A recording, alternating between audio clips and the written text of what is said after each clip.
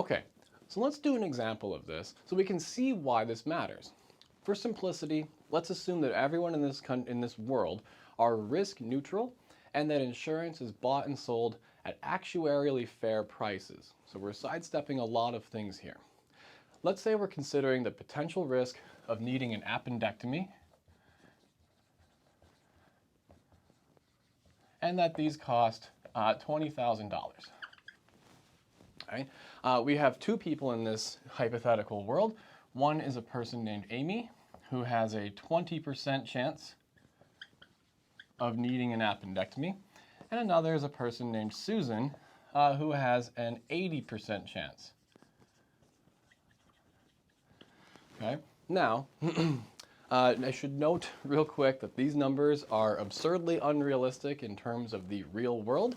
The real world probabilities are much lower. I use these two numbers only for illustrative purposes.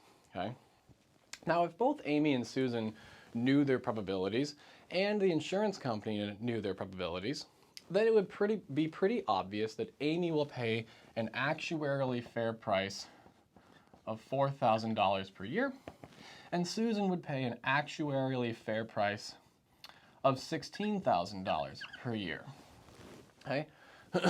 Let's stop here for a quick second and point something out. The insurance company is charging Amy and Susan different prices for what appears to be the same insurance, which would be insurance against an appendectomy. This makes sense if we stop and realize that this is because of the different underlying risk characteristics between Amy and Susan. Now, this is often a contentious topic. People like Susan obviously do not like the fact that their insurance costs so much more than people like Amy's.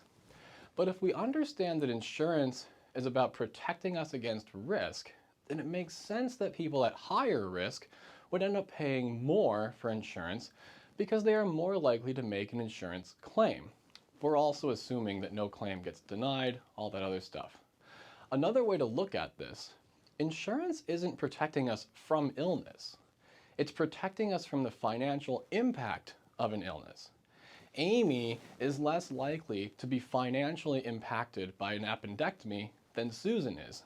And so Amy pays a lower price than Susan. But here's the wrinkle.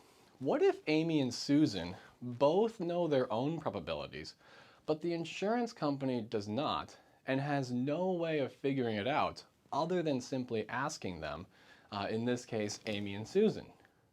Remember, insurance claims in this example are never denied, and since we only have one appendix, people can only ever get one appendectomy. Now, we know that if you're low risk, you will pay less for your insurance. So in this case, Susan might actually lie and say that she is low risk. By doing so, she would save $12,000 per year. Now, if this sounds nefarious or unrealistic, ask yourself this. Have you ever lied to, for example, the dentist about how much you floss? As it turns out, most people hardly ever floss. But dentists report that almost everyone says that they floss pretty regularly. Have you ever lied about how many cigarettes you smoke per week? Or how many alcoholic beverages you consume per week? For most people, the answer is yes. We have lied on these types of questions on forms. So what happens? Well, if the insurance company charges everyone as if they were low risk, they'll end up paying far more in insurance claims than they take in insurance payments. This clearly won't do. If they charge everyone as if they were high risk, right, so they charge everyone the $16,000, people like Amy, who are low risk, won't buy it because insurance is entirely way too expensive, and only people like Susan will still actually buy the insurance. This situation is most commonly known as adverse selection. Adverse selection is when only the high-risk people end up buying the insurance because it is completely unobservable who is low risk and who is high risk to an outside party.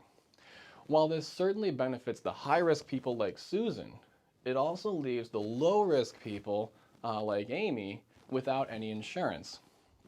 Insurance companies, in other words, aren't able to insure the low-risk people because if they tried to, some of the high-risk people might misreveal their risk level, which would mean that the insurance company would be paying out more money than they take in.